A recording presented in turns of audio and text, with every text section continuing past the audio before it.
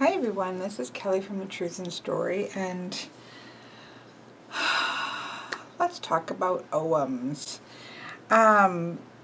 This is really late. I literally laid this out for myself because I want to kind of work my way through these beauties that you see before you. But it was all laid out here on the table, and I thought, I better just kind of start an introduction before I start really digging into it, because his probably will lead to this kind of thing. Anyways, let's be honest. I've been working with Oghams, well, certainly before I was ever had a tarot deck. I remember I was trying to figure out how old I had to have been, but I had to have been in my mid-20s. I'm thinking probably 25-ish, because I remember, I think I was probably around 25. I know that I had short stories that I had written with Ogham sets in it. I know that I used to play games that were called mushes and muds, M-U-D and M-U-S-H in all capital letters. Multi-user shared hallucination, which were mushes were, and muds were multi-user. I'm not sure what the D is, to be honest. But they were role-playing games that you would think of as sort of like what you think of as World of Warcraft, where you would have a character and you would run around. Muds had a lot more to do with fighting, and mushes had a lot more to do with role-playing.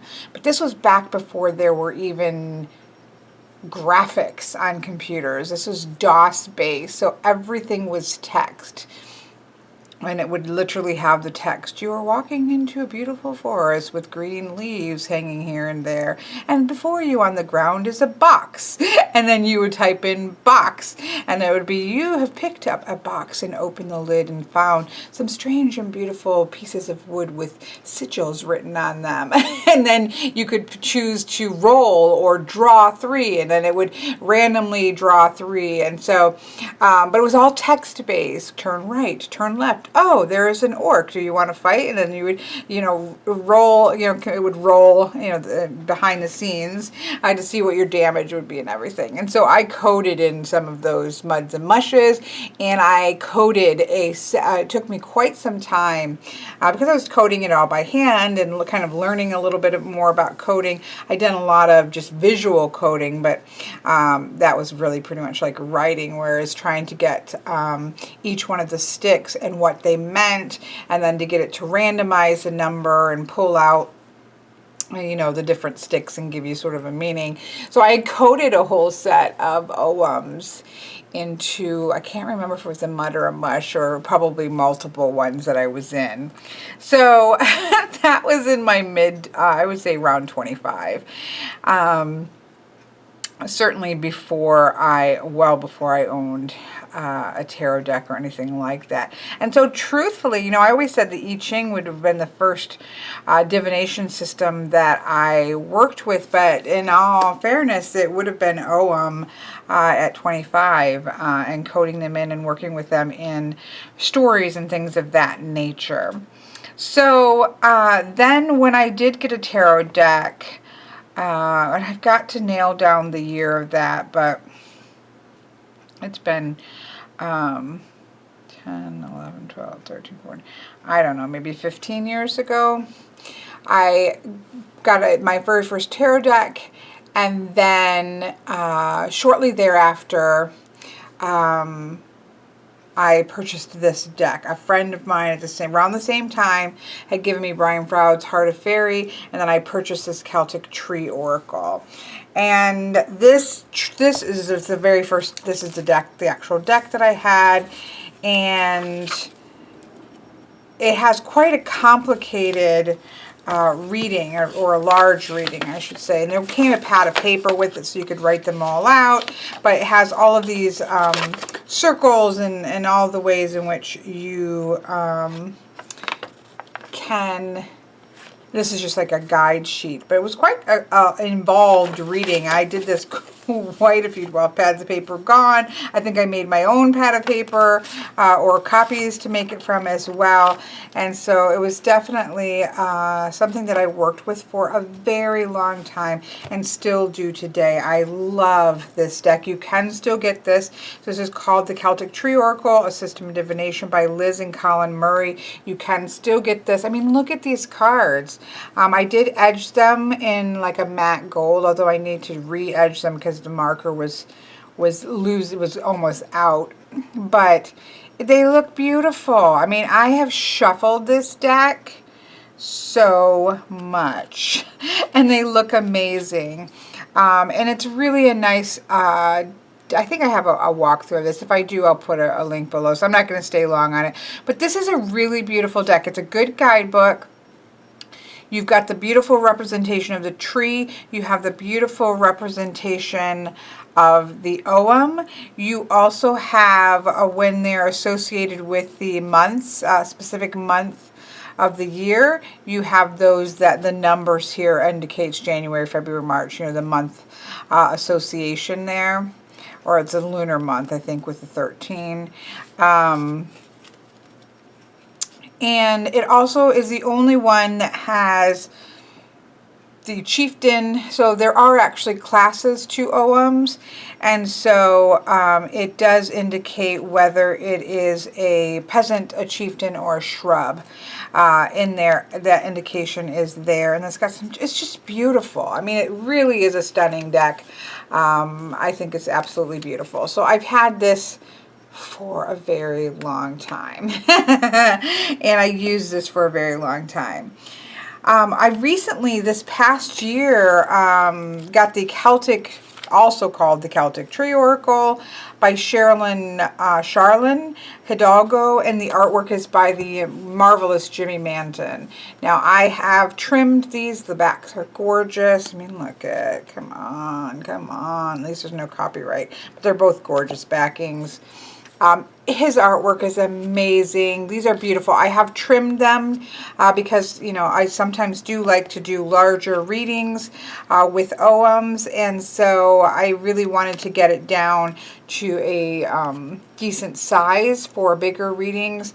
And also, I mean, the artwork just pops. It's absolutely stunning. The only thing that I would say is negative to me about this deck is I really do wish the Ogham stood out more prominently.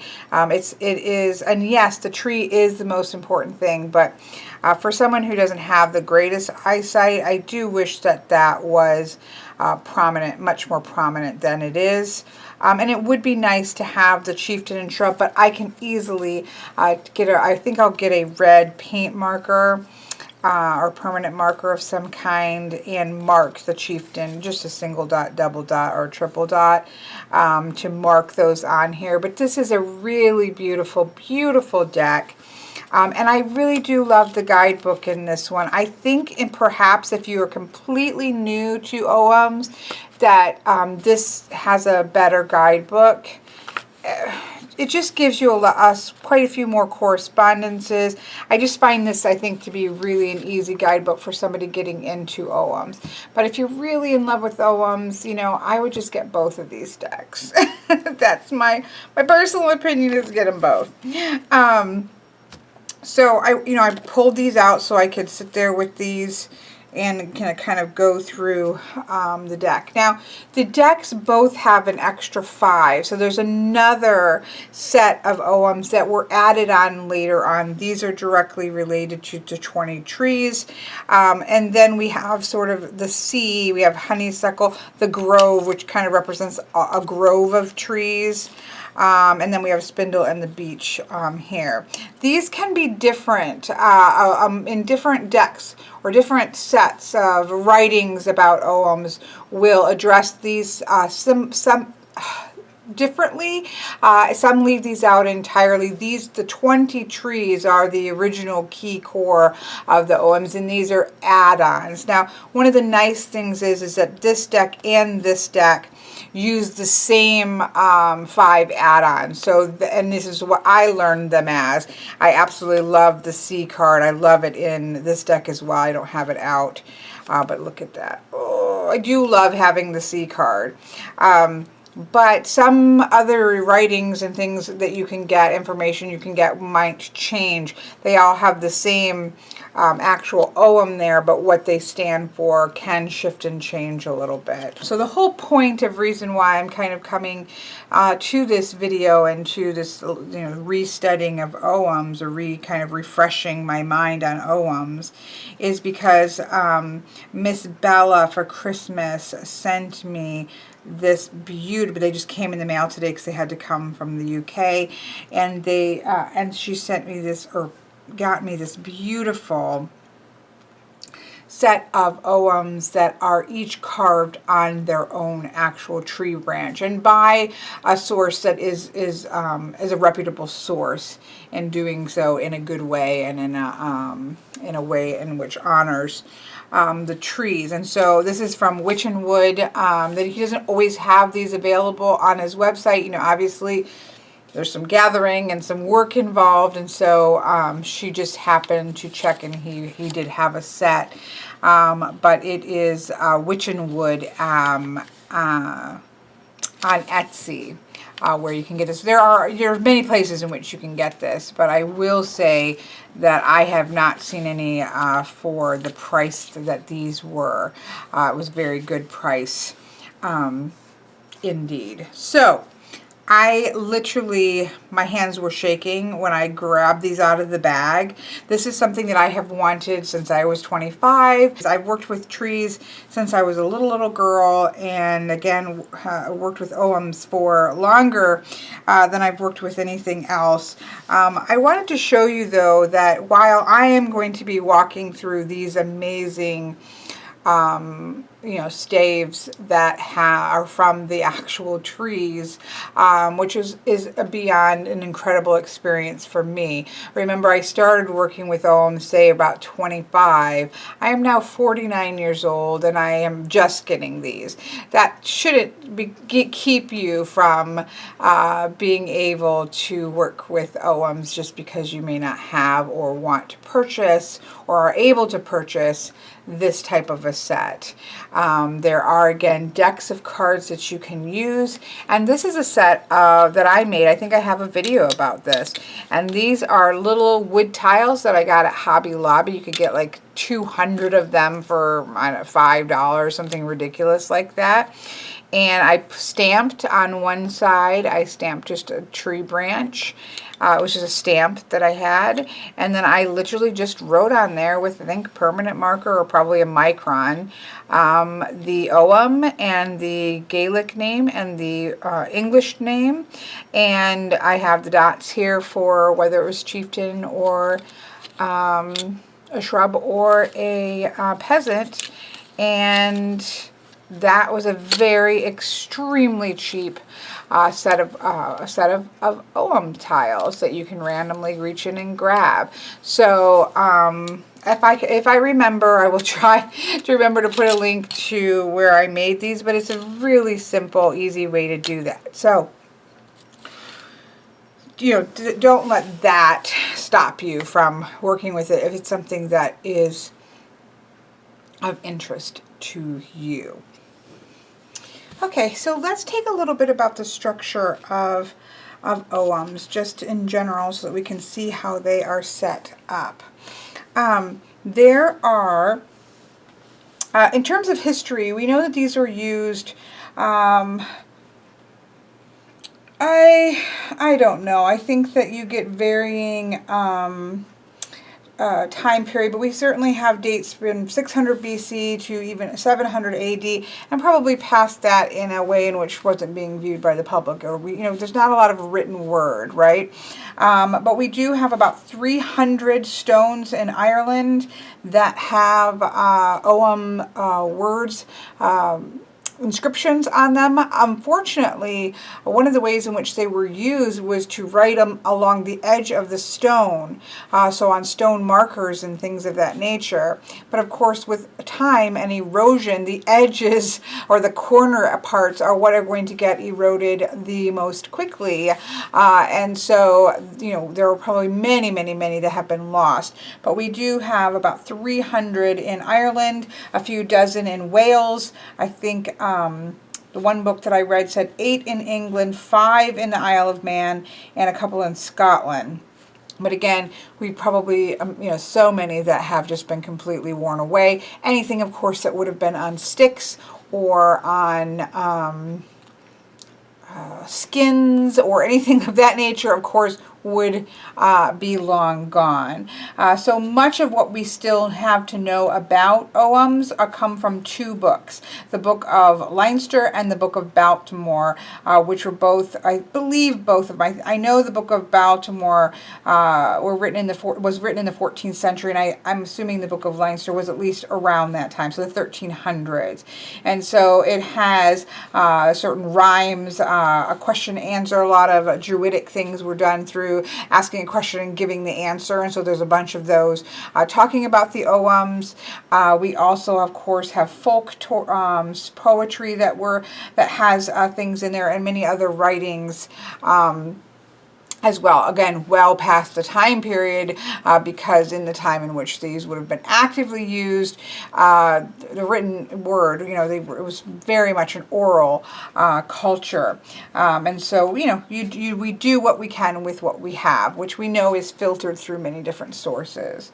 But one of the neat things is that because this is a tree oracle, we actually, we know I think for pretty good surety, we know the trees that are associated, although there is, I think, some question about whether these were originally a tree alphabet or that came later. Again, because of the age, you are going to get a variety historically of potentials and possibilities. And so with any divination system, if you're going to pull it into the modern world and use it, you simply need to come up with, what do those mean to you? How are you going to approach it? And then be consistent about approaching it that way. I feel like a broken record on that point, but for me, it's one of the most important points if you're going to be looking at varieties of divination systems that are old. Much like when I talk about geomancy, we're talking about the beginning of written things in the 800s. Well, of course, they were probably being used before that, and so it has come through many different trade routes and cultures and things. And so everything that we have has been filtered through, across time and across different cultures. And so if you're going to bring that into your world, no matter what the thing, whether it's Lenormand or tarot or geomancy or Oghams or runes, the very most important thing in terms of consistency is figuring out what they mean to you and then applying those in a consistent manner. And that's how you're going to keep from getting muddy readings. That's how you're going to get the most clear readings, in my opinion. But because we do, for the most part, associate each one of these with a specific tree, and so with this set, each one of these Oghams have been carved onto a branch from that specific tree. So this is birch, and so it is on a piece of birch. Well, even if we don't know the exact meanings that a person might have used to divine with this at the time period, we do have writings about what they felt were the properties of birch.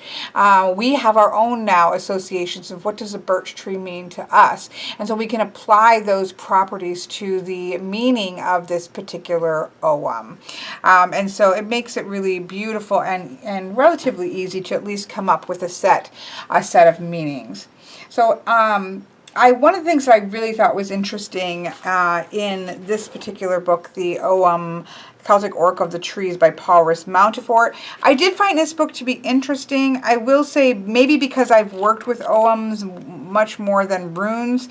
I love his book on runes, but because maybe I already have a fairly set idea of what Oghams mean for me. Some of these I was kind of, like, oh, okay, well, that was interesting, but I'm not sure about that. But one of the things I liked in terms of the historical part, be able to, that was really some of the poetics and some of the actual lines. Like this does give some of the writings that we have about it, so we're able to gain some meaning based off of how people were writing about it. But one of the quotes when he was talking about the historical aspect, I thought was interesting, given even the topic, because there's a topic of today as well, this idea of appropriation. And he says, the Celts were eclectic when it came to adopting other ways and methods as illustrated by their decorative arts, but any borrowings were at the same time thoroughly integrated into their own cultural fabric. So we do see crossovers of divination tools. And what they might mean and the meanings of things, but then that culture then taking that and really turning it into something that was their own. One of the ways that we can see this one expanding is there are actually, you'll see here 20, which are the original Oghams that we think of today at least as the original 20 trees and the original Oghams. There are also 5 more that were added on, and you can see those here in both of these decks are called the Celtic Trio. It's not very helpful, but you can see them here in this deck.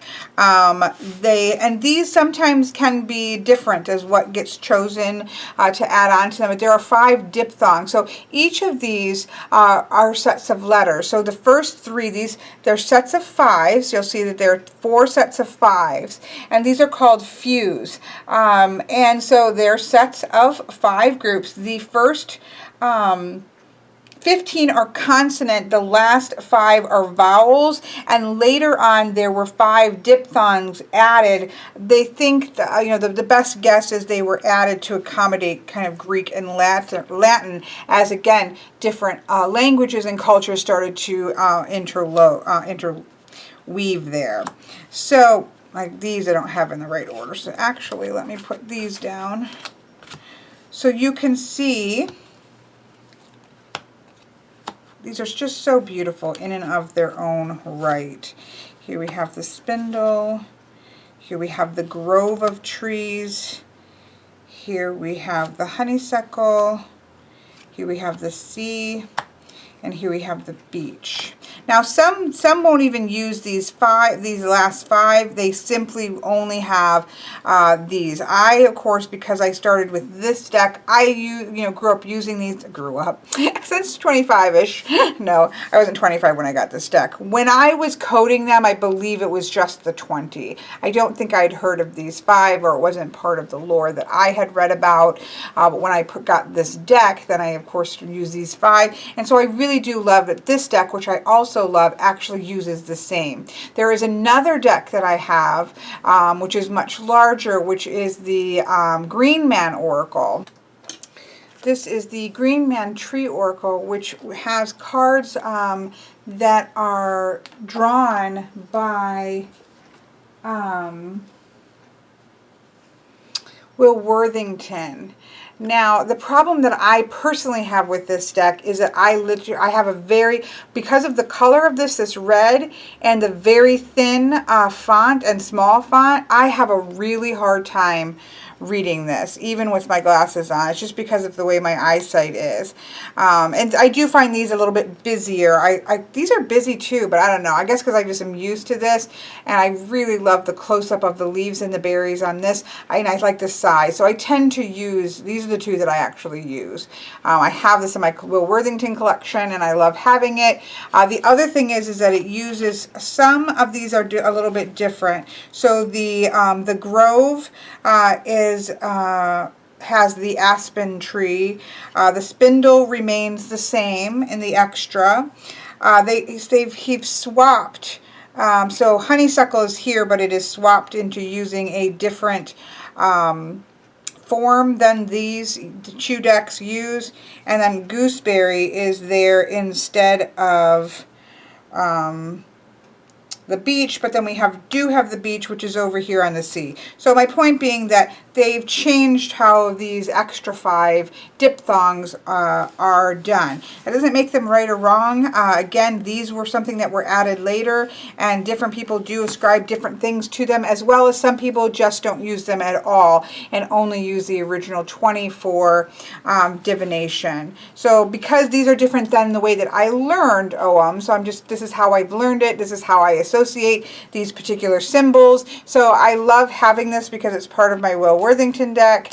The book is by John Matthews. I actually need to go through tonight and also read these, because I do quite love John Matthew books. But I don't use this deck very often because I can't read it, and it doesn't exactly follow the way that I learned to read Oghams. So, but I did want to point that. There's a beautiful deck. Of course, his artwork's gorgeous. The art is a little bit darker. Not quite, for me, as wonderful as the Wildwood or the Druidcraft artwork. But it's gorgeous. I love anything Will Worthington. But back to this. So these are the extra 5 that we have added on. Again, as adding in the diphthongs. So if you look at this chart here, zoom in here a little bit. Let's look a little bit at the construction here. So as I said, there are 4 groups of 5 with an additional 5 added on. So here we have a first set that are, and the second set and the third set are all tied to consonants. So B, L, F, S, N, H, D, T, C, Q, M, G, an NG sound, an S and an R, an SS, a more Z sound. And then we have the last 5, we have as A, O, U, E, and I for our vowels. And then for the add-ons, we have the CH sound, the TH sound, the PE sound, the PH sound, and the XI sound. So it's added on for some diphthongs. But you can see how they are generally written either, you can see they're on a rod here, they're on a line, and that actual line there is called the whale's bone, the whale's spine, or the whale's backbone. That's kind of the stem that the markings are made on. There's very often a little, if you'll look at these, there's a little V here so that you can see what side up, because if it was this way, that would be a different Ogham than if it was this way, right? So on this one, if it's this way, which is supposed to be, it's Birch. But if we flipped it over here and didn't have that letting us know, we would think, oh shoot, that's Hawthorn. So it's important that we have those little lines there, and often that would mark also the beginning and the end of a line. Generally, when they're in a vertical line, they are read, you write them and you read them from the bottom up. But they can also be written horizontally. I've never worked with them that way, but they can be drawn horizontally, and then you do write or read them from left to right. That is how they are set up to be an alphabet. So I think I probably will eventually get 5 of another, just maybe one kind of local that I can collect myself locally, tree branch of some type, and make the 5 extra Oghams, so that I just have a complete 25 set, only because that's how I am used to drawing and having these as part of it. But they are quite beautiful, and at the very end I will talk about these and their meanings once we go through the other ones. So the last thing that I did want to note about the construct. So we talked about how there are 4 groups of 5. The first 15 are consonants, the last 5 are vowels. The extra 5 are added later and are diphthongs, that you can write them vertically going from bottom to top, or horizontally from left to right. They are on a stem called a whale's backbone. There are also 3 ranks, which is not something obviously that's shown on here. Now I do have a wood burner, so I could right along at the very base of these put their rankings. So in the deck that I I keep saying that, you can see that there are dots on the side, 2 dots, 3 dots. There's not a 1 dot on that particular one, but you have a ranking. So a 1 dot would be a shrub. 2 dots would be a peasant, we can see here. 3 dots would be a chieftain. And so that is a ranking system. It has nothing to do with how large the tree is. It is very much more to the symbolic importance of that particular tree to the lore. So I don't use it I don't pay a whole lot of attention to it. I just always know that it's there and I'm mindful of it, but it doesn't really affect my reading too much. But you know, if you got 3, if you pulled 3 and all 3 were chieftain rank, you know, that would be something good to know. It'd be like getting 3 major arcana cards, something to pay attention to. Okay, so that's the basic construct.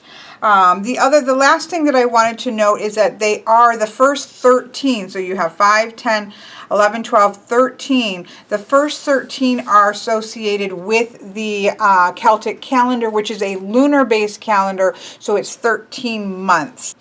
I will put in the description bar below what the breakdowns are if you want to see what your trees, your birth tree would have been. So I'll put the rather than try to walk. I just started to and I was like, okay, this this is a little silly. I'm just going to put those in the description box below. If I have forgotten, please just leave a comment because I do forget. By the time I get around to editing, sometimes I forget. Most of the time I forget. So if I haven't, please just leave me a comment and I will make sure to rectify that.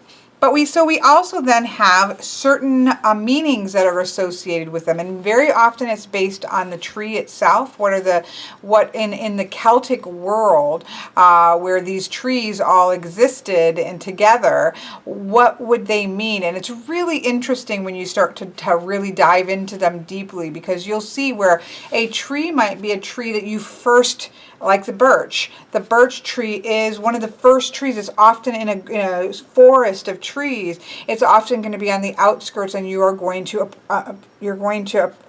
come across it first going into a forest. And so we have that idea of first new beginnings and the beginnings of things.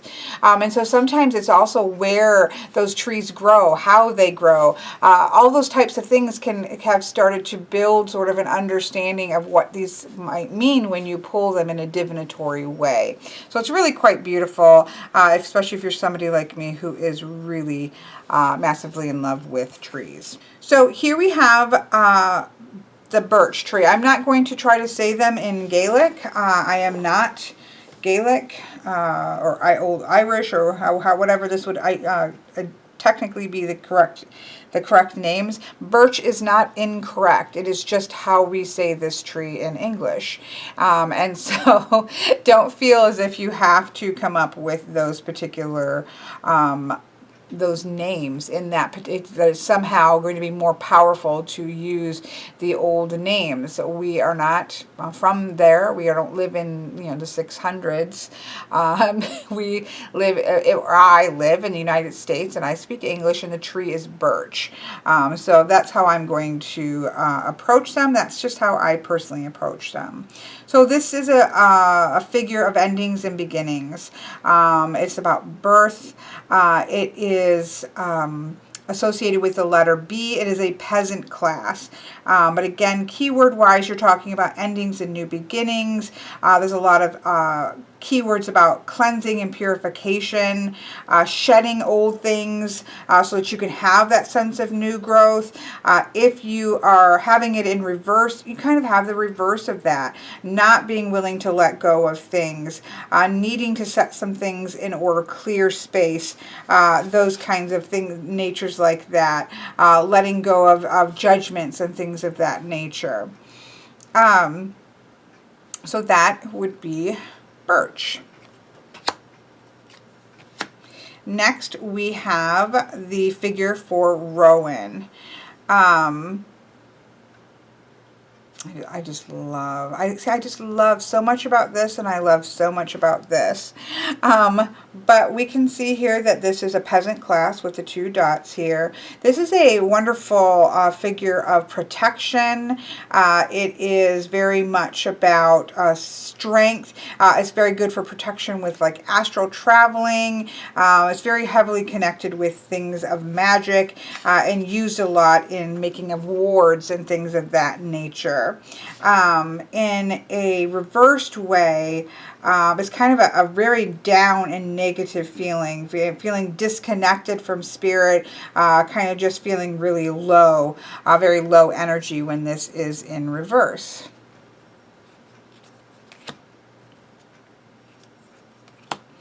The next one we have is Alder. And this is a chieftain class. So this is one of the higher ones, right? This is a powerful one. Of course, it's also associated with the 3rd month. Number 3s are very powerful. In Celtic lore, we do have 3 branches on our figure here. And so this is the tree of guidance. This is very much used in terms of otherworld communication, magically. It's about having a very strong balance between masculine and feminine energy. It's about guidance and prophecy, these kinds of things. When you see this in reversed, sometimes you are too heavily on the masculine, too heavily on the feminine energy. So it's about imbalance when it's the other way. You're blocking messages or guidances that you might get, and you might be actually quite vulnerable and in need of protection because you're just kind of reversing those energies. Next, we have the beautiful Willow. I just want to smell all of these. This is a peasant class, and it is actually, yeah, this is a peasant class. This has to do with intuition. This is the a willow is a tree really strongly connected with divination, fertility. This is very feminine energy, moon energy, water energy, emotional energy, these kinds of things. And when it's reversed, there is can either be not being connected to your emotions or having too much, right? So it's like too little of water or way too much water going on here. And it can also have indications in reverse of disconnects with relationships and that such things of that nature.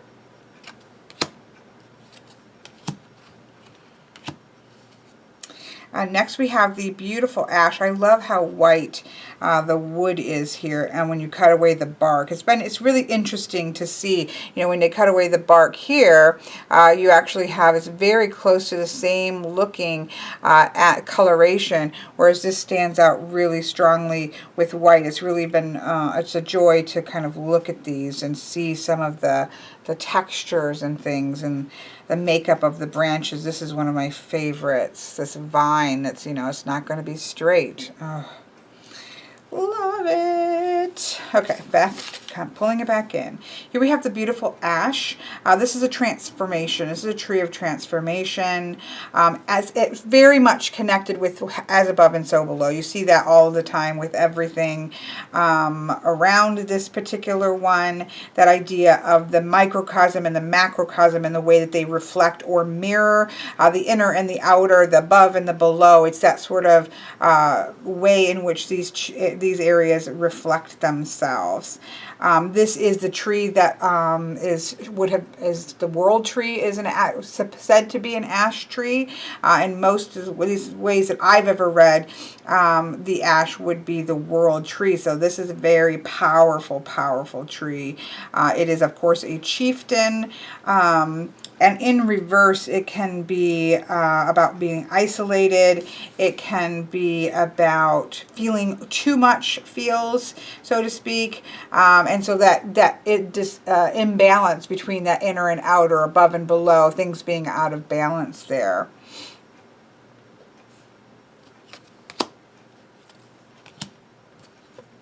Next we have the Hawthorn. So we're going into the next set of 5, and we're going into the beautiful Hawthorn here. This is actually a figure of obstacles. It can be about obstacles, but it is used very often in protection, sacred protection kind of workings. It is also very connected into magic and protecting sacred things. But in sometimes the way that you read it, you do also see it as sometimes being an obstacle. When this is in reverse, it's grasping things too tightly very often, and again needing to find some degree of balance and energy. You'll find that many of these have a lot to do with where things are at energetically, which is one of the reasons that I quite love Oghams, because you're looking at trees and the life force are connected to. I love the solidness of this oak. Of course, this is a tree that's all around where I am. Probably one of the first trees that I sat up in the branches of as a little child. I know was a beautiful, beautiful oak tree. This stands as guard. Certainly for me, it has that guard energy. But this is about strength. This is about stability. This is about grounding. This is about things that endure really beautifully. Of course, reversed, you're looking at feeling powerless, feeling weak, those kinds of energies. Stagnant, stuck. It's like taking that idea of duration, but it can become stagnation if you feel like you're just, oh, I'm never going to get my roots up, right? Next, we have the beautiful holly, which of course we really connect with Christmas time, right? Which is interesting because Northern Hemisphere, this is actually for May 16th to June 12th. But this can be also a challenge. This can be some things that are waning. The people use it in magic for things that are waning. It's associated with Leda, which is a really difficult story.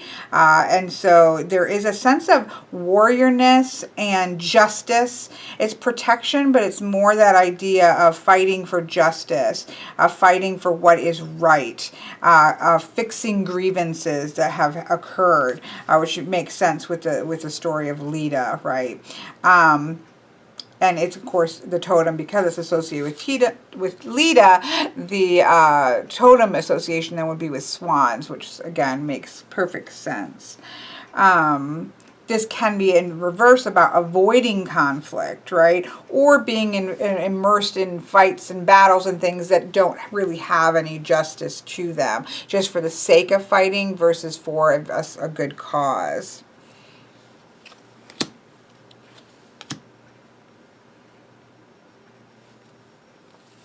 Here we have the beautiful hazy, oh my goodness, the beautiful Hazel. Now this is a really important one. This is also a chieftain, of course, but this is an important one because this is the number 9, which is one of the more sacred numbers. It's 3 times 3. It's 3 plus 3 plus 3. It's a very sacred number. And so this is also to do with wishes in terms of doing magic, but it's about enlightenment. It is about again, your intuition. It's about the moon, water, abundance, wisdom, sage, divination. It's a very beautiful, poetic, a lot of poetry. It just is high in the summer solstice, and it's just a beautiful, beautiful energy. And when this is in reverse, you're often you're blocking your intuitive knowledge. You're cut off from the feminine, those types of things. Creativity. So in terms of poetry and creativity, and so in reverse, you could be being blocked from those. So that's a very powerful one. And then the last one in this set of 5, or the last one in the second few, is the apple, which is one that I actually quite love. This is a figure of beauty. It's about wholeness. It has to do with physical health and well-being. It is about decisions and choices, and again, abundance, fertility. Think of the apples, although the actual apple tree I think that this is connected with is more of a crab apple than what we're thinking about, maybe with big, juicy apple there. But this is a beautiful, even though it's just a shrub, I don't know, I quite love the apple Ogham. Just a personal favorite, I suppose. Here we have the vine. So now we're moving into the third of the 5, which are the third fuse. And here we have the beautiful vine. This is actually quite a thick piece of vine. I was quite amazed by that. So this is a lot to do with prophecy. The vine does. It has to do with harvest. You think about grapes and harvesting of the grapes. It's associated with Lunasa or Lammas. So you definitely have the day of bread. It's the day of harvest. It's any kind of vines, or this can be a blackberry. This can be grapes. These are just that great idea of celebration and harvest and people coming together. It's just really a beautiful, beautiful energy. When it's in reverse, it's about being really overly proud, overly controlling, and sometimes feeling unworthy, which I guess can lead to being overly proud and uncontrolled. Perhaps. Next we have the ivy here, which I love because it has this labyrinth here, which is gorgeous. This is the spiral of the self, or the search for self. So in this one, it has that labyrinth. I'm love labyrinths, and so this one has always, for me, been a very powerful, one. And so this is to do with tenacity, being determined. It is that spiral dance. It can be connected with DNA, the idea of the self. It's really, really beautiful. It's always spiraling towards the light. And so in reverse, it has to do with inner work that needs to be done. It can be destructive if you think about the way that ivy can grow onto walls and buildings and things. And while it's really gorgeous to see, it actually can be quite destructive as well. The next one we have is reed. I love this image. I mean, Jimmy Manton is just an amazing. This is about, the way that I learned this was about being about direct action, but it's also, you've got water. It's reeds grow in the water, so you do have that idea of cleansing, movement, that kind of energy that's there as well. It's definitely an action kind of card. And when it's in reverse, you have to take responsibility for your own action, and that sense of movement and flowing can be blocked when it's in reverse, which makes sense. The next one we have is a beautiful Blackthorn. How beautiful is that? Again, that's reed and Blackthorn are my birth trees, so obviously I quite love them. But this is very much a card to do, or a card. I always say that. This is very much a figure to do with protection. It is not having there not being choice. It's the idea of there is definitely connotations of cleansing there, but it can also be woundings and the need for protection. There can be some strife there and some boundaries needed to be set up. The idea of fate is bound into this card. And so it's a very powerful one. And when you're using this figure or this tree in terms of magic, it's very much often bound with those ideas of protection, but it's one that you're always kind of cautioned to being careful in working with. And so that when this is in reverse, it's like we all have difficulties, but when it's in reverse, sometimes we're just kind of staying and kind of living with our difficulties and letting it really control things, and needing that need to turn things about, very strongly associated there, even though it's so beautiful.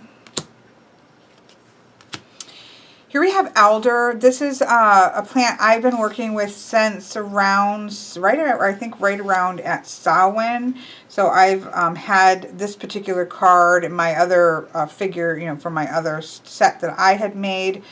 This is the last of the third few. And it's one that I've done a lot of work with. This has to do oftentimes with transformation, with renewal, with rebirth, the idea of cycles and endings and beginnings as well. Your ancestor work, this kind of stuff is it's very powerful. In reverse, it does deal a lot with regret, with the idea of shame, with the idea of not kind of working with death and change in a way that's part of the natural cycle, not listening to your elders and your ancestors and those kinds of energies like that. It's a very powerful figure. Again, I've been consciously working with this energy since around Samhain, and it's a very powerful one.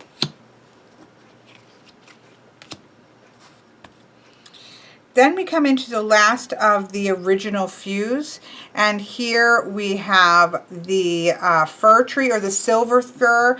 Now this can, I don't know, this one I think both has, it can be like pine. So these are pine trees. So I of course learned silver fir, but this one does also have pine on it, such as silver fir, or in this case pine, or in the case of this, yeah, this would be pine or fir, so a fir tree. So this is associated with kind of peak experience, with elation, the higher self. These rise high, right? They have that sense of how high they go and touch the sky. And so we have that idea of clear vision, the higher self, things arising. When you're using it in magic, it's about that very heightened, that peak experience associated with eagles and owls, this kind of energy here. And when you are in reverse, you can't see what's around you. You can't see, I think one of the guidebooks, and I cannot remember which one it might be, but one of them talked about how you couldn't see the forest from the trees, right? So you need to get, if in reverse, it means you need to kind of get some distance, some perspective. You need to get up a little bit higher and see things a bit more clearly. The next one that we have is firs, or sometimes it is gorse. In my particular set here, which is, I love this particular one. It's one of my favorites because I just love the way that the wood looks. On mine, this is firs, which is a flowering shrub. So this is more of a shrub. But it is classed as a chieftain. This is a lot to do with love magic, attraction, fulfillment, hope, sweetness, these kinds of energies here.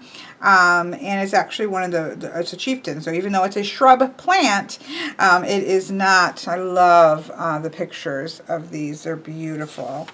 It may be small, but it is mighty, which I quite love.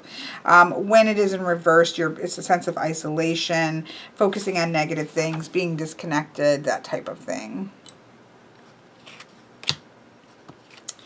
The next we have is heather, or sometimes it's associated with mistletoe. This one is heather, which I'm going to make sure. Yeah, it's heather. Apparently it says heather grows on top of peat moss, which provides fuel after it's cut and dried. Of course, you use heather for tea and all kinds of wonderful things.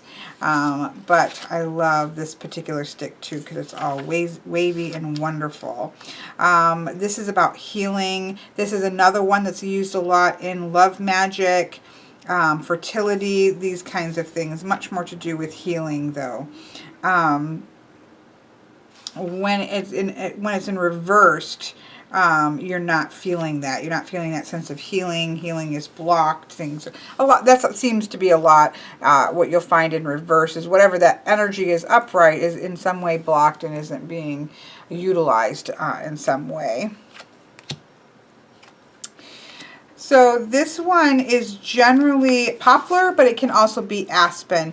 This stick is actually from an aspen tree, but it can be either one of those. And this has to do with, they would use poplar and aspen apparently in shields. So it can be about a sense of spiritedness. They were used for shields. It has sometimes had to do with adversity and determination, but it's also had a lot to do with spiritual strength and spiritual guidance. And when you have that reverse, it's that sense of not being determined, but giving in, laying your shield down and just giving up. When it's in reverse, it can be a lot to do with the idea of grief as well.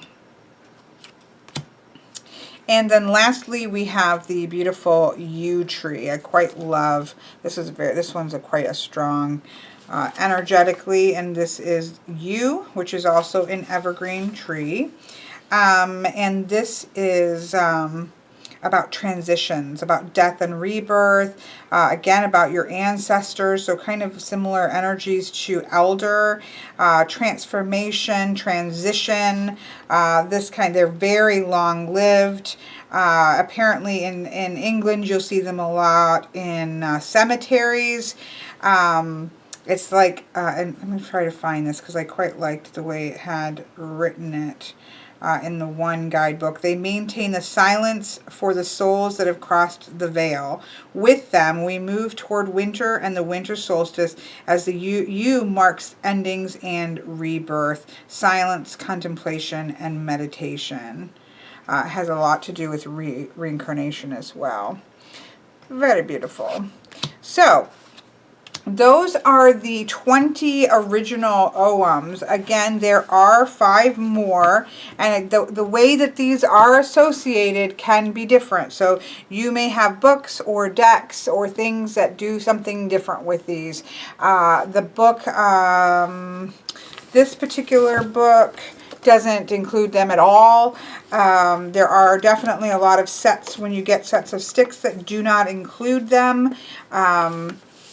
So that can certainly happen. Again, since I learned Oghams on this particular deck, I am used to having them. And so I'm just going to quickly run through and show you how I learned them. But again, certain decks and sets of Oghams and books and things may not even address these at all. So this is the grove. This is that idea of all things coming together. It is the grove of trees. It is that all knowledge. It is that the mysteries of the power of all of the groves together, which is really beautiful. In terms of totems, these are very much to do with like guardian energies, angels, that kind of energy. When you think of the power of a grove of trees. Spindle seems to be, you pretty much across the board will see spindle with this particular Ogham here. This is about delight and fulfillment and insight. It's about thunder and lightning as associated with thunder beings. It's just a really beautiful and powerful, bright, I love the way that this is painted here. It's absolutely gorgeous. But that sudden burst of insight, that sudden thing of clarity that can come there. We have honeysuckle, which is often, I've seen honeysuckle, as I showed, I think, in the other deck. Sometimes this is associated with a different Ogham, but I do often see honeysuckle in there. This is very much that idea of secrets. These are, well, I learned it as secrets, the idea of hidden secrets, looking for secrets. And I will say that both both of the decks that I have, this one and this one, excuse me, both have keywords, that idea of secrets and hidden secrets. So I don't know if this idea of secrets is associated with this Ogham, and depending on whatever is put in there, you know, they kind of still stick with that secrets, but that's how I was learned to read it. Finding important things, guarding secrets, discovering secrets, shining the light on things that are unseen, that kind of idea. And I love this flower. It looks like it's this light. Again, beech is often seen in these last 5, sometimes connected with a different Ogham, but certainly I see beech in more than one listings of these. And this is to do with ancient knowledge, old knowledge, that kind of thing, old wisdom, wisdom keepers. You know, it's associated with like Merlin and that kind of magical energy, energetic kind of thing. It's very powerful, beech. And then the last is the sea, which is, of course, not a tree or a plant or a shrub, but I just love it. It's that, I love that, the idea of it, the idea of travel and the sea, and also very much, as both decks, I have it having it associated with the female lineage, with healing, with emotions, with journeys, with our maternal ancestors. That idea of wanting to go to the, you know, to your original home, because, you know, many people were strangers in a strange land. You know, my family is very heavily connected with Ireland, but we came by way of the Vikings, and then our family became extremely and massively in love with our little area and piece of Ireland. But we, you know, came by way of Vikings, and then became part of Ireland, and then, you know, obviously our little bit came over here and became part of America. But you know, most cultures are not insular. They have come and they have traveled, and they have, you know, been shifted here and there due to wars and famine and all kinds of reasons in which large numbers of people, especially, you know, the further back that you go, would migrate and move and shift and take bits of their culture that they've learned and meld it together into the one where they're at, and, you know, kind of making it into their own. And that's something that I definitely encourage people to do with many things. Now, I do also believe in honoring the tradition as well, but then you can make it your own. So say you're in a part of the world in which these types of trees are not part of your landscape. Now, you could do several things. You could either just go and start making a set of sticks, and you know, thinking about what are the energies in each one of these, and then assigning those to things that are in your own area. You could start with these original 20 that are traditional to Oghams, and then pull in some things that are some trees that are local to you, and adding those energies in, really sitting with what is the energy of that particular tree, what is some of the lore surrounding that particular tree. And, you know, you even make a whole set. There's a lot of extra Ogham symbols. It's very easy to add and make different little symbols that you can add in yourself to take the core of Oghams and then add into it those things that are local to you.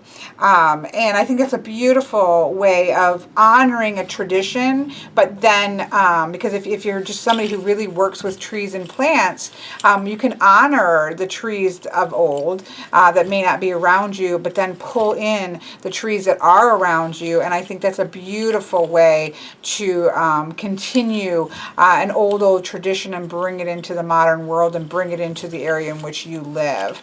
So then the next thing I would, just want to do briefly, I know everything I do is long. I've kind of given up. Every time I apologize, people are like, stop apologizing. We know you. We know that you don't do anything short. But I just did want a little bit to do with casting, right? Or how you would read with these. The way that I have used them forever is just drawing 3.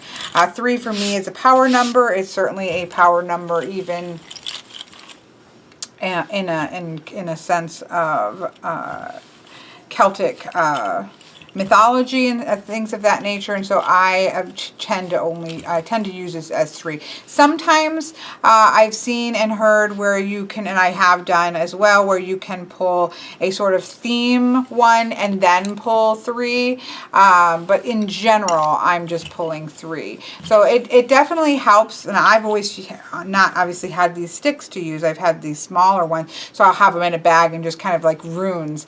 So I'm going to get a bigger bag to put these in. In general, I'm generally going to have a specific question, or you can do within without advice. You can do any kinds of things of that nature, and I just pull 3 and I'm done with it. It's always what I've used with. Really, I do that with runes as well, and I've always done it with Oghams, and so why fix something that's not broken? So I'm going to look here and have that where we have, this is the first of a few. This would be Hawthorn. And then I have here again the first of the few of the third few, which would be the vine, and then I will have, whoops, so then you can look here, 1, 2, 3, 4 lines this way, so we know that that would be Blackthorn. And so if I use this for within without advice, okay, so here we have the figure for within. So for within, I have the figure here of Hawthorn, and this can have to do with inner obstacles, because if we're in the within, and it does often have to do with obstacles, it can also be a time of cleansing, that sort of need for inner cleansing, clearing the playing field, so to speak, just kind of clearing away inner obstacles is how I would read that if I'm doing within without an advice. And then having vine for without, we have that sense of harvest, that sense of abundance and community, to be able to tap into the clearing away inner obstacles, really tapping into the abundance that is going on in my outer world and connecting with community and with people, is how I would see that particular in terms of without advice here. And then or the advice card, or the advice figure, would be the Blackthorn. And so this is interesting because this is about protection and making boundaries and these types of things. So you kind of have that, okay, clear your inner space, right? Clear sort of any obstacles in the inner space, do some work on cleansing and renewing on the inner realm. In the outer realm, connect with and continue to connect with the community, connect with the people around you, with the abundance that around you. However, the piece of advice there is just to be wise. Set up good boundaries, set up good protections. You don't want to get so too open and be too vulnerable. We do all need to be wise, and we need to be smart. We need to have protections and things set into place. Be wise about our connections to others, and so that would be the advice. So you can see that those actually work really beautiful. It's just like pulling 3 tarot cards. It's no different, or 3 runes, or whatever it is that you want to pull, and kind of tapping in what do those tend to mean. And when you think about, say, a hawthorn, right, with the thorny branches and things of that nature. I say that and I could be totally wrong here. Yeah, they have spike-like thorns. So you think about that almost being setting up a perimeter of thorns, like if you're out in the tundra in Africa, and you're going to set up some bramble area to keep you set up a perimeter there, that kind of idea. So the tree itself sort of lends to that particular energy. And so then you may spend some time maybe researching each one of these trees and starting to really dig into them and see what they further that particular tree. You can start with the base meaning that you might get from a guidebook or something of that nature, but then by really starting to research the trees, you can, expand your knowledge and really kind of sink into what further messages that might have. There you have it. I'm going to quit babbling now, and I hope that you all have an absolutely wonderful day.